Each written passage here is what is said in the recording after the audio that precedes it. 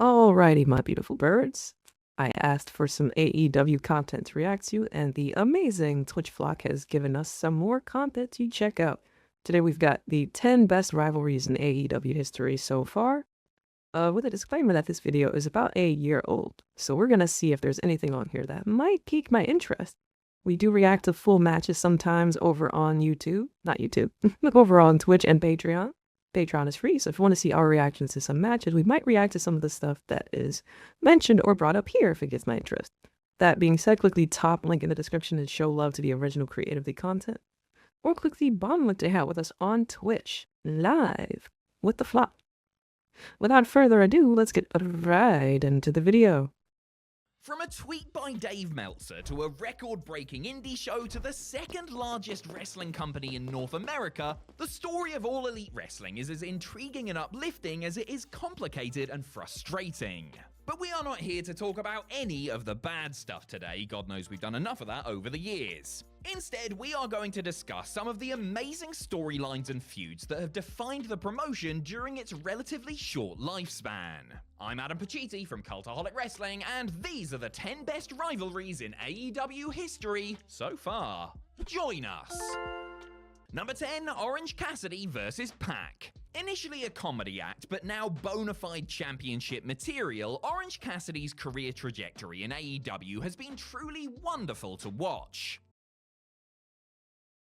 It's a shame that the only, Orange Cassidy match I've seen was that kind of comedy match against the... I forget her name already. It was the Undead Bride lady, right? That's the only match I've seen of this guy. Unless you're Jim Cornette. People started to realize that this denim-loving layabout might be something special during his first match with a man who, on the surface, was his complete opposite. Cassidy vs. Pac from the first Revolution show in 2020 was a sleeper hit in the truest sense. It was given just a single week. Yo, is Pac still in AEW? Actually, now that I think about it, is he still there?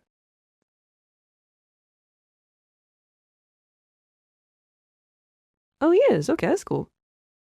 Of build, but good lord did it deliver. The next major meeting between the pair was during a three-way for Kenny Omega's AEW World Championship at Double or Nothing 2020, which was another banger. They wouldn't cross paths in singles capacity until late 2022 in a pair of matches for the Angry Geordies All-Atlantic Championship. That's what the International Championship was called before AEW realized how confusing and clunky its original name was. That's what that flippy-dippy shit gets you. Whilst Pac retained the first time around due to hammer-based shenanigans, Cassidy finally got one over on his miserable foe, pinning the bastard to win his first singles gold in the company. In the words of Pac himself, "Reet good job you've done there, Bonnie lad." Number 9, The Elite vs. Blackpool Combat Club. Jon Moxley, Bryan Danielson, Kenny Omega, The Young Bucks, Hangman Adam Page, Claudio Castagnoli. These are just some of the all-star names involved in this rivalry between two of the biggest stables in AEW history. Okay, so all I've ever seen of the Young Buck guys is super kicks. If ever. I don't know if that's a meme or something, but I'm super duper burnt out on super kicks. That's not even their fault. It's the fucking Usos, man. If the super kick don't come with with Rhea Ripley twerking or something, I don't want to see it.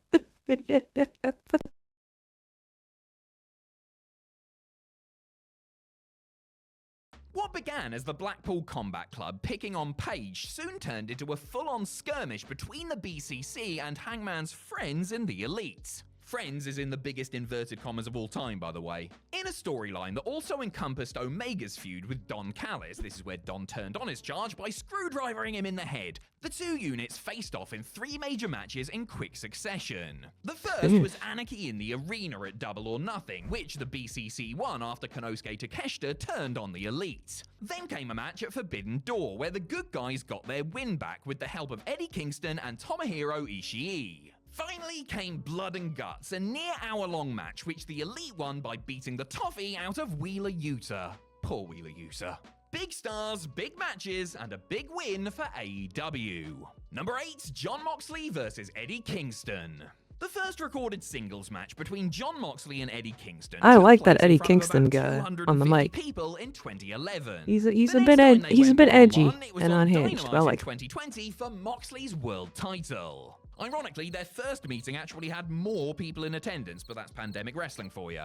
Upon crossing paths in AEW, Mox and Kingston drew on their real-life friendship to deliver some of the most compelling and naturalistic promos the company had seen up to that point. When Mox beat Kingston on Dynamite, he did so by making him pass out, not tap out, setting the stage for a vicious I Quit rematch in the main event of Full Gear. The pair would rekindle their friendship after Eddie saved his buddy from being lightly sparkled to death at Revolution 2021, starting a tag team run. When Mox started to get friendly with Claudio, who Kingston was not the biggest fan of, shall we say, they were at each other's throats again, including during the Stadium Stampede match at Wembley's All In. Who better to chuck you through a barbed wire board than one of your oldest friends, eh? Number 7, Darby Allin versus Cody Rhodes. Doesn't this feel like a lifetime ago? Fighter Fest 2019 was just the second pay-per-view under the All Elite Wrestling banner in a time before Dynamite even existed. So I think I've seen more random ass stunts from Darby Allin, just kind of jumping through shit, jumping off shit, getting flung through shit. He'd done like wrestling moves. I definitely wonder what kind of spots they put on in their match or in their rivalry. But then again, was Cody like also just kind of going through the dangerous shit in AEW while he was there too? Because I think AEW in general is like more indie coded.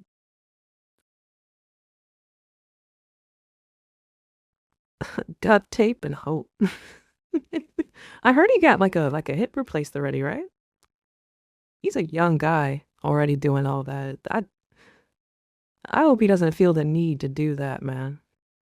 I hope he doesn't feel the need to, just keep putting himself out there like that. Because, like, some of the wrestlers that we know and love didn't do half the shit that Darby's put himself through, and their bodies are cooked.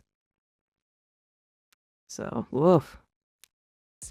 Cody, fresh off an all-time great match with his brother Dustin, was competing against the relatively unknown Darby Allin. By the end of the night, everyone knew his name. Darby and Cody fought to a time limit draw as the more experienced Rhodes just couldn't put away his younger, more tenacious opponent. This would be the start of a mentor-manatee relationship, that's the right word, isn't it? That would last for pretty much the rest of Cody's time in the company. Cody defeated Darby in their next 2 encounters, once on the New Year's Day 2020 edition of Dynamite, and then once in the tournament to crown the first ever TNT champion.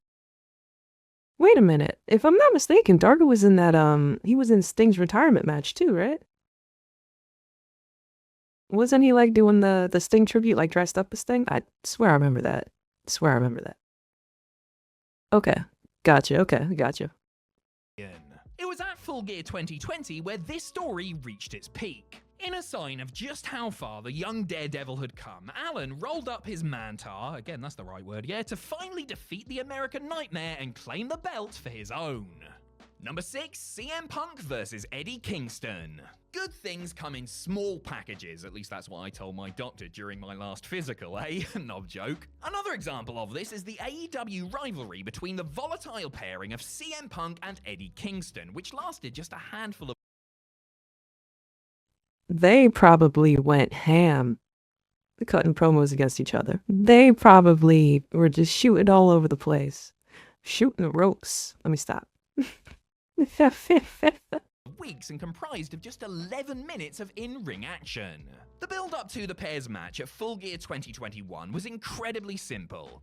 Kingston interrupted a backstage interview with Punk, the two traded some suitably sharp barbs on an episode of Dynamite, and then they had their match. That was it. As much as everyone loves a slow-cooked, carefully marinated leg of lamb, sometimes you're just in the mood for a quick and dirty bacon sandwich, you know? And that is exactly what this rivalry was. Nothing fancy, but incredibly effective and also potentially dangerous to your health. The fact that this feud is still talked about in hushed tones to this day, despite its lifespan being that of your average housefly, is a testament to how good it was. It made Eddie look like a total badass, brought a new dimension to Punk's return, and in many ways set the stage for what was to come with the Chicago native. Number 5, Dr. Britt Baker DMD versus Thunder Rosa. The only women's rivalry on this list, because Tony Khan isn't as different from Vince McMahon as he would like to think, Britt Baker and Thunder Rosa is still the gold standard when it comes to AEW's all-female feuds. It was at Beach Break 2021 where these two first locked horns, all leading to their now legendary Lights Out match in the main event of St. Patrick's Day Slam. This was the first time two women had closed out an episode of Dynamite, although technically Lights Out matches are unsanctioned and don't officially happen. Classic Tony finding a way out of booking more women's matches. After one of the best and bloodiest women's matches North America had seen for some time, it would be a full year before the pair met one-on-one again, this time at Revolution 2022 for Baker's women's title. Though the dentist successfully retained that night, she was unable to overcome the Latina star in a steel cage rematch as Rosa snapped her 290-day reign as champ. Supposed real-life heat between the pair means we might never see this classic rivalry reignited, but considering just how good everything these two did together was, it's hard to complain. Number 4, Jon Moxley versus Kenny Omega. Though one of them has certainly had a better AEW rivalry than this one, there was no way we could ignore one of the feuds that helped solidify the promotion during its infancy. The closing shot of the first official AEW broadcast, Double or Nothing 2019. I've still seen surprisingly little Kenny Omega like modern day matches. And I guess the same for Moxley, huh? Like I've seen surprisingly little of their current work. You guys did finally put me on to some Kenny Omega stuff that we checked out on Patreon. This guy's, he's great. he's a great guy. Was Jon Moxley standing over a fallen Kenny Omega, whom he just yeeted off a giant stack of poker chips. This was meant to lead to the pair having a match at All Out, but Mox went down with an injury, delaying their first meeting until Full Gear. Luckily, this resulted in an absolutely barbaric Lights Out match, so people didn't really mind waiting. Omega and Moxley were then kept apart for over a year until Winter is Coming 2020, where the Cleaner became the first man to pin Mox in AEW when he ended his world title reign. This led to various tag matches, the exploding barbed wire crap show match, and much later down the line, the previously discussed BCC versus Elite business. A rivalry that's lasted the entire course of AEW, you get the feeling that Moxley and Omega might be destined to do this forever. I, for one, am not complaining. Number 3, the Young Bucks versus the Lucha Bros and the Young Bucks versus FTR. Interesting. Yep, it's another cheat entry. What are you gonna do, sue us? Love them or hate them, there is no denying that the Young Bucks have been at the heart of tag team wrestling in AEW. When it came to choosing their best dance partners, it came down to a pair of masked luchadors and two gruff southerners, and we just couldn't split them up. The Lucha Brothers were the Bucks' first AEW opponents as they faced off at the original Double or Nothing. Over the next several years, they competed in ladder matches, trios matches, and a steel cage clash that some people would rank amongst the best matches in AEW history. As for FTR, We'll have to Dax see and that Cash one. were dream opponents for Matt and Nick long before AEW was even a thing. They've also put on some of the greatest tag bouts the promotion has ever seen, from their first meeting at Full Gear 2020 to their encounter in Wembley. I think, if I'm not mistaken, Dash and Wilder, is that their names? I think we saw, like, was it a Botchamania thing or Promo Joey? Where they were just like they were just not getting it. That was a terrible first impression to put on somebody. I feel like that's not fair. That's kind of why I'm doing this AEW thing, or I'm trying to at least. Like, I'm trying to give AEW a chance. Nobody's given me nothing. One of the most glorious spots. Yeah, I guess so. I guess so. Bro, we're like this. They're one of the best tag teams in the world, and then they just proceeded to to go crazy. Like, okay. Call me a fence sitter if you want, but I can't hear you and I don't read the comments anymore anyway. So there. Number 2, CM Punk versus MJF. For the many Oh, you know the CM promo Punk between these two reportedly were caused fire. Backstage in AEW, his stuff on TV was always pretty damn good. His rekindled feud with Samoa Joe, brilliant. His spat with Eddie Kingston, so good it's already been on this list. The dispute with Teen Taz, Not great, but it did give us those send hook memes. However, when it comes to the very best, there is only 3 letters we need to discuss. The moment Punk first entered MJF's orbit, fans knew they were going to witness greatness. 2 outspoken egomaniacs who were lightning on the microphone and capable of doing hideous things to their enemies were now up against each other.